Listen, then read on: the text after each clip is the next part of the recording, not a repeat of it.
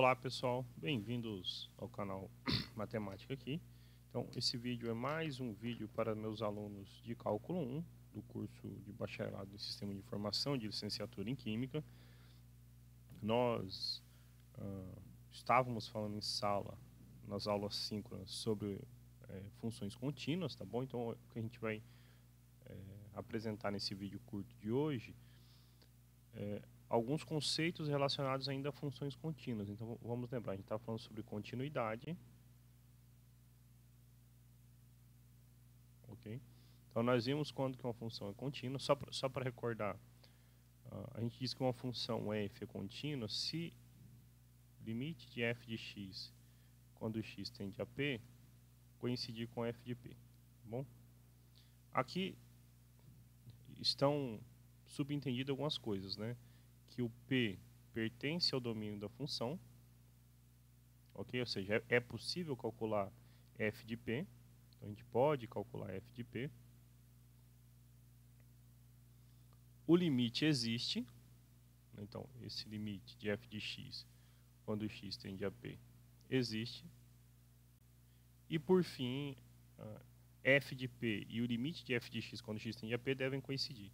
Então, tudo isso está resumido aqui, tá bom? Esse foi o objeto da nossa última aula. A gente falou sobre propriedades de funções contínuas, vamos para a soma de funções contínuas, é ainda uma função contínua, a subtração, a multiplicação, a divisão, desde que o denominador seja diferente de zero, é também contínuo, tá bom? Então, assim, isso foi abordado em sala. Ficou, então, para a aula de hoje a gente falar sobre funções compostas, tá bom? Então, a continuidade em funções compostas. Então, o que a gente vai ver rapidamente é que a composta de duas funções contínuas é ainda uma função contínua, tá bom? Então, se f é contínuo e g é contínuo, então f de g de x é contínuo. E o teorema do valor intermediário. Então, esses são os objetos dessa aula rápida, seguidos de alguns exemplos, tá bom? Então, a gente começa com o teorema. Seguinte teorema. Se nós temos duas funções contínuas, f e g,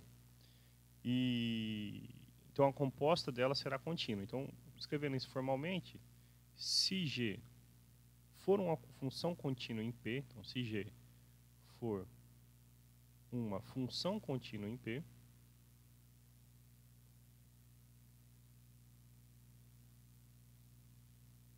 e se f for uma função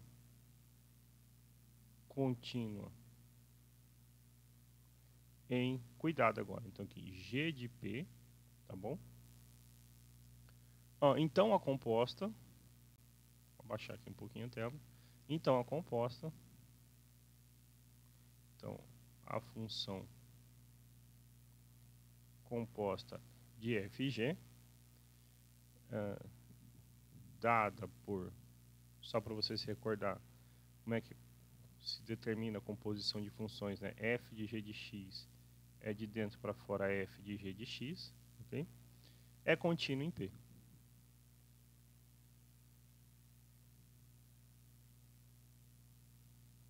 Mais ainda, vale o seguinte, né? Além disso, vale o seguinte.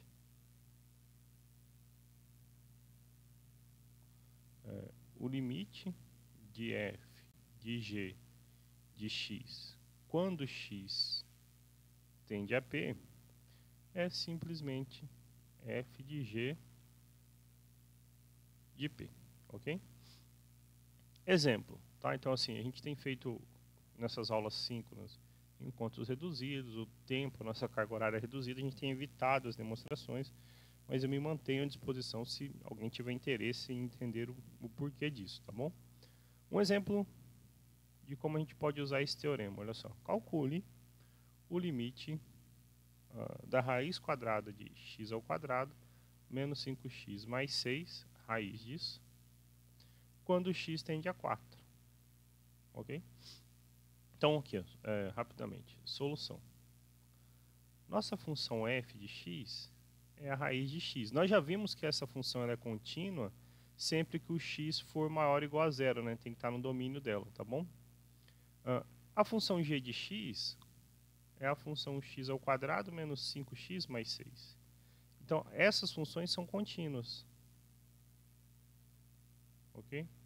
A função g é contínua em R, okay? Então ela é contínua em todos os reais. Por quê? Porque é um polinômio.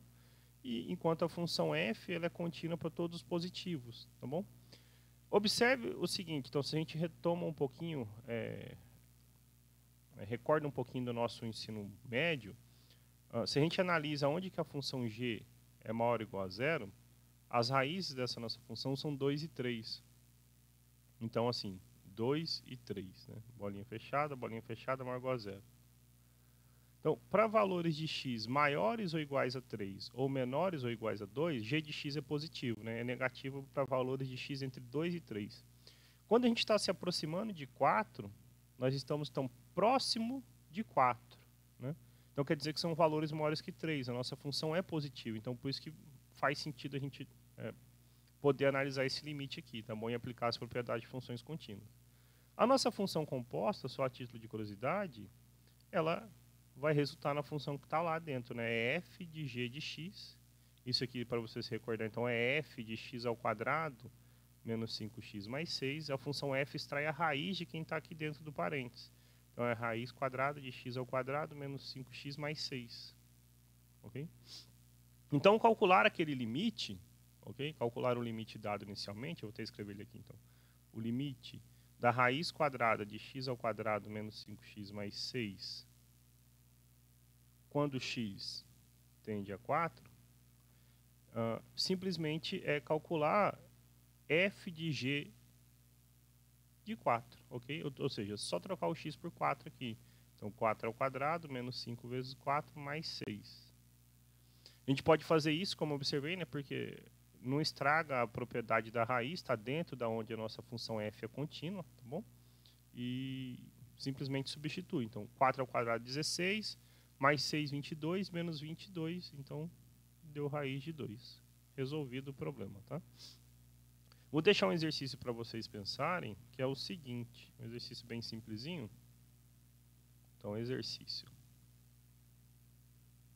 Qual é o exercício? Olha, então, usar esse teorema aí para determinar onde as seguintes funções são contínuas, tá bom? Então, determine onde as seguintes funções são contínuas.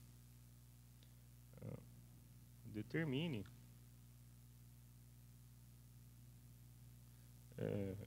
onde as seguintes funções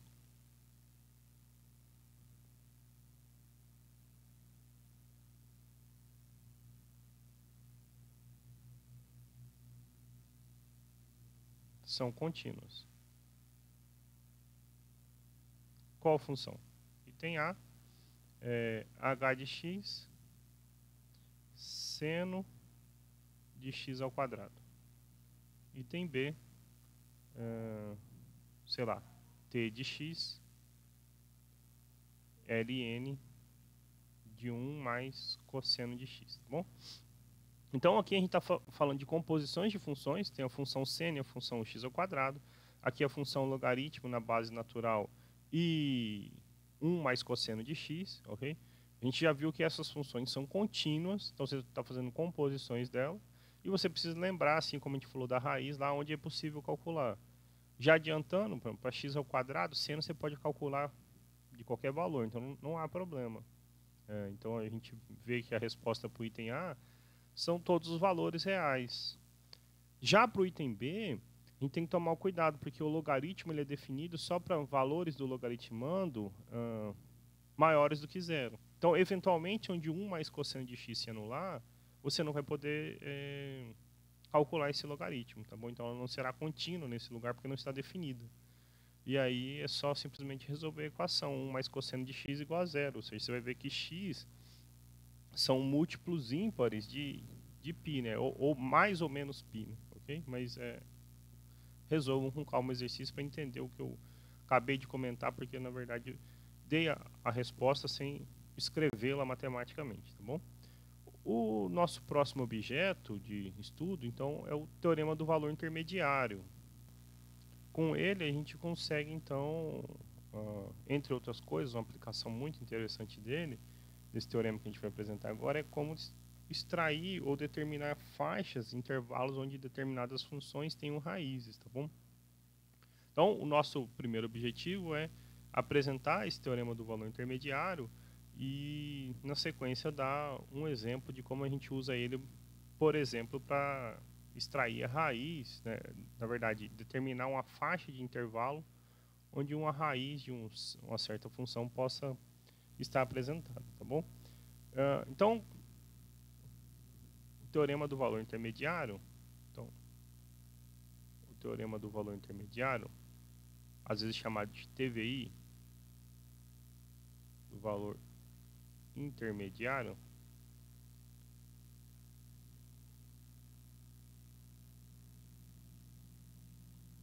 às vezes eu vou escrever TVI só para abreviar aqui, tá bom?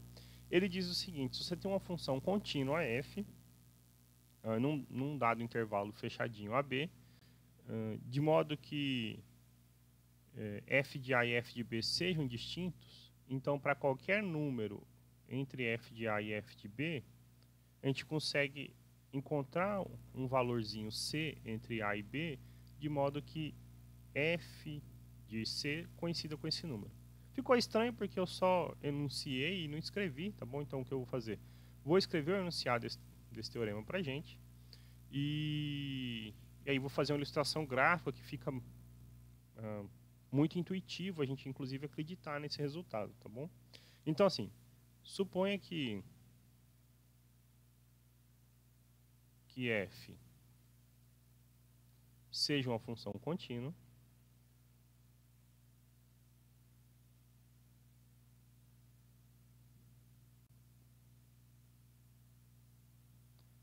num dado intervalo AB, então, em um intervalo fechado AB, ok? Eu não escrevi fechado, mas os colchetes mostram que o intervalo é fechado, tá bom? E seja N um número qualquer, ok? Qualquer entre f de A e f de B. Para fazer sentido, esse N eu estou admitindo ele um número qualquer entre f de A e f de B, então só faz sentido isso se f de A e f de B forem distintos. Então, onde, né, f de A seja diferente de f de B. Conclusão: se tiver tudo isso acontecendo, então existe um número C no intervalinho fechado AB, ou seja, a gente está dizendo que C é maior do que A e menor do que B, tá bom? Então, C está entre A e B, tal que f de C coincida com esse número, tá bom? Vou pôr um gráfico aqui, que eu até printei, para a gente ganhar tempo e não precisar desenhar ele na mão. O que está dizendo para a gente é o seguinte: vamos analisar aqui, vou até separar de vermelho. Vou olhar o gráfico primeiro à esquerda, tá bom? A esquerda e a direita são mesmas, só para uma ilustração.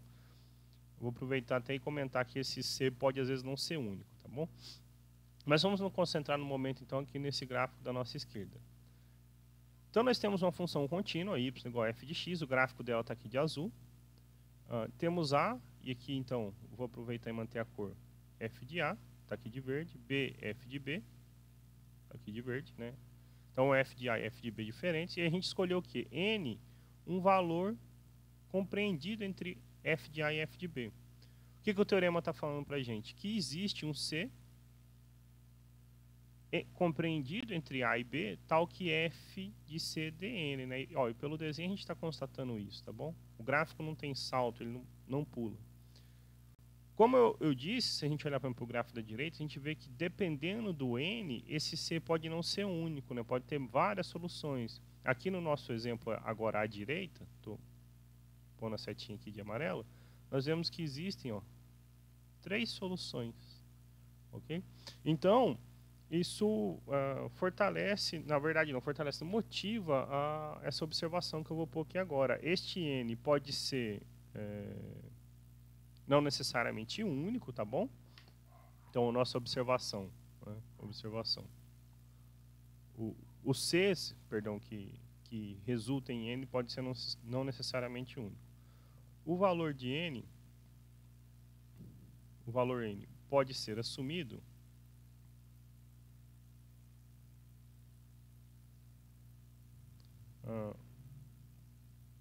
uma vez ou mais.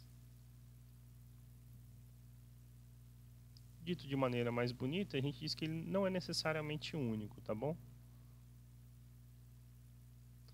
O que o teorema garante pra gente? Garante que existe pelo menos um C. Então, um sempre vai existir que satisfaz essas propriedades. Agora, eventualmente, pode acontecer que seja mais de um, tá bom?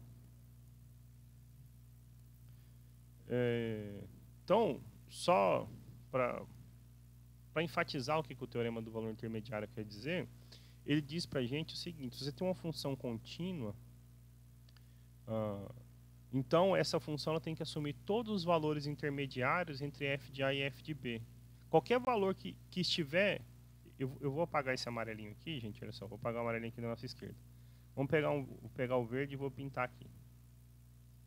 Qualquer valor que estiver entre f de A e f de B, se a nossa função é contínua, ela necessariamente irá assumir, ou seja, irá assumir significa o quê? Que existe algum número entre A e B, tal que f desse número dê qualquer um desses de verdinho aqui, tá bom? E aí é fácil a gente acreditar nesse teorema, porque para nós, num curso de nível elementar, funções contínuas são aquelas onde o gráfico não tem salto, ou não tem quebras, então faz todo sentido. Se a gente pensar, não vai ter nenhum pulo, nenhum salto, né? Isso, então, a gente acredita intuitivamente com o desenho, tá bom? E é isso que eu quero destacar com esse teorema, né? Reforçando o que eu disse, porque agora só pintei de verde, eu vou pôr um outro gráfico que ilustra para a gente bem essa situação, que é o seguinte. O que eu quis dizer? Eu vou repetir, tá bom? Se, em termos geométricos, esse teorema do valor intermediário, ele diz para a gente que se você tiver uma reta horizontal y igual a n, que esteja compreendida entre f de A e f de B, eu vou pôr o desenho aqui, ó, então vamos pôr o desenho. Então nós temos uma reta horizontal y igual a n, compreendida entre as retas y igual a f de A e y igual a f de B. Observa que a gente mudou o gráfico, mas a nossa função é contínua e inclusive inverteu a ordem de f de A e f de B, mas isso é irrelevante, tá bom? Está dentro das condições.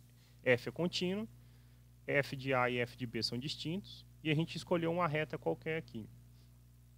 O gráfico de f necessariamente vai ter que passar por essa reta, ele vai ter que interceptar ela num ponto, ok? A gente não sabe quem é o ponto, e esse é que o teorema garante a existência dele. Existe esse f de c, né? Esse c onde f de c dá n. Então ele está dizendo que o gráfico da sua função não pode pular, não pode saltar essa reta. Qualquer que seja a reta que você pegar entre f de A e f de B, ela vai interceptar a nossa função em pelo menos um ponto. Pode ser que intercepte em mais de um, como foi o exemplo aqui à direita, que eu estou passando o mouse em cima, a gente interceptou em 3. Independentemente disso, você vai achar pelo menos uma solução, tá bom? Mas está dizendo que você não pode saltar, o gráfico não salta e te fornece, então, pelo menos sempre uma solução, tá bom? Então, é isso que é a ideia geométrica do teorema do valor intermediário, que é muito importante para nós. Para poder finalizar, então, a nossa aula de hoje, eu vou encerrar com um exemplo, que é um exemplo interessante do teorema do valor intermediário para a gente. Por quê? Porque uma das aplicações interessantes do teorema do valor intermediário é a de como localizar raízes de funções, tá bom? Então, eu vou até escrever isso aqui, ó. Uma das aplicações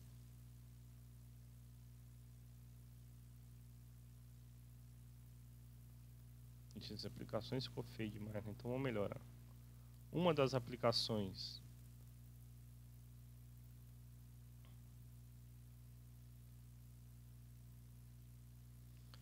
do teorema do valor intermediário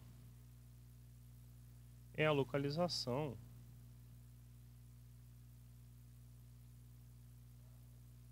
de raízes, tá bom? Vamos ver isso através do seguinte exemplo, olha só. Exemplo. Mostre que existe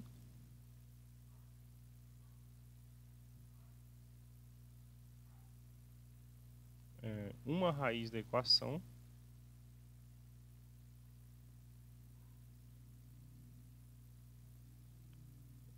quatro x ao cubo menos 6x ao quadrado mais 3x menos 2 igual a 0 entre 1 e 2. Então, o que isso tem a ver com o teorema do valor intermediário, né? Vamos tentar entender agora. Olha, então, nosso objetivo é garantir que existe uma raiz da equação 4x ao cubo menos 6x ao quadrado mais 3x menos 2 igual a 0 entre 1 e 2.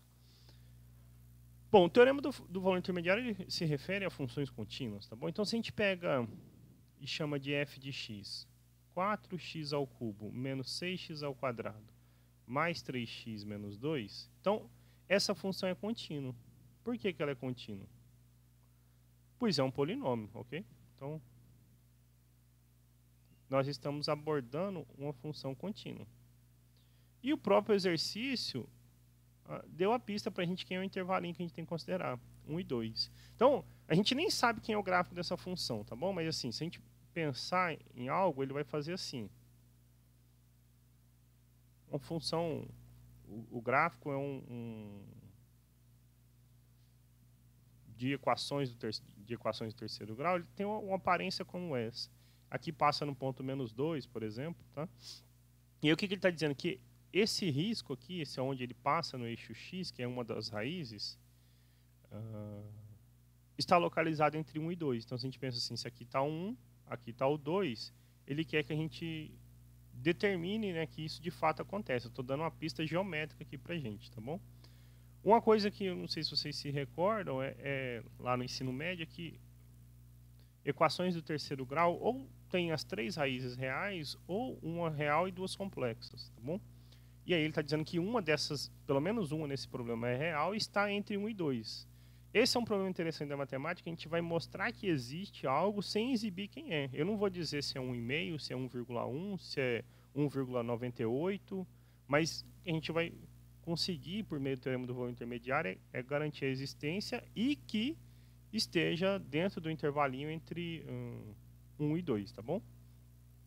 Ora, então, pelos gráficos que a gente passou lá atrás, a gente precisa entender o que está acontecendo com f de 1 e f de 2, inclusive que eles sejam distintos, tá bom?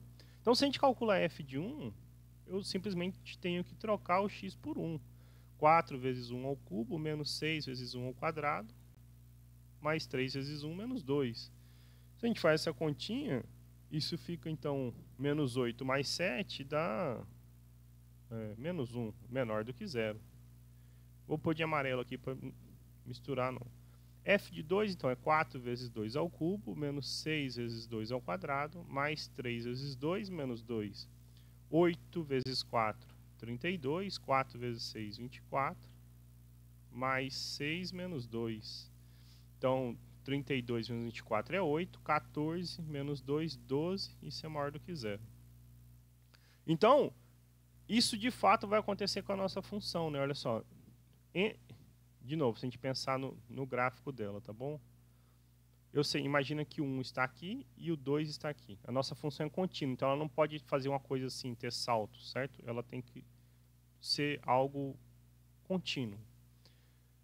Quando ela passar no 1, ela vai estar num valor negativo. Vai estar aqui em algo negativo. Quando ela chegar lá no 2, digamos, vai dar algo positivo, 12. Então, entre 1 e 2, ele tem que ter uma raiz, né? É isso que ele está falando para a gente, né? Embora o gráfico não seja isso, essa é a ideia geométrica para a solução do problema, tá bom? Então, o que a gente falou é que f de 1 é negativo E o f de 2 é positivo, observe aqui que eles são diferentes, né? F de 1 é diferente de f de 2, está dentro das hipóteses do nosso problema. Então, a gente tem o seguinte, ó, logo, f de 1 é menor do que 0 e f de 2 é maior do que 0, né? 12 é maior do que 0 e menos 1 é menor do que 0. Pelo teorema do valor intermediário, então existe um Czinho entre 1 e 2 que resulta nesse valorzinho n aqui pra gente. Esse 0 está fazendo o papel do n lá no teorema, tá bom? Então, pelo teorema do valor intermediário, existe C pertencente ao intervalo 1 e 2. Então, a gente está dizendo que o C está entre 1 e 2, tal que f de C seja 0. E dizer que f de C é 0 significa o quê? C é uma raiz para a equação original, ok? Vou só escrever a equação original para não precisar repetir ela, tá bom? Nossa equação original era 4x ao cubo menos 6x ao quadrado mais 3x menos 2 igual a 0, tá bom? Então, uma aplicação interessante do teorema do valor intermediário que nos permite determinar, entre outras coisas, regiões onde nosso polinômio poderia apresentar uma raiz. Não só para polinômios, mas você pode pensar isso em funções que não são polinômios, tá bom? Porque para polinômios a gente ainda pode treinar, fazer coisas, usar técnicas que a gente aprende, por exemplo, no ensino médio de como resolver. E aí eu vou deixar um exercício para poder encerrar a aula, eu vou deixar um exercício para vocês pensarem. Então, exercício.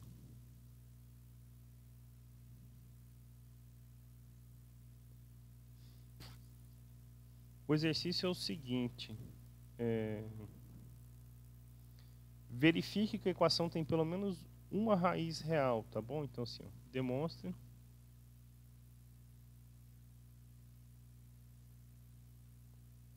que a equação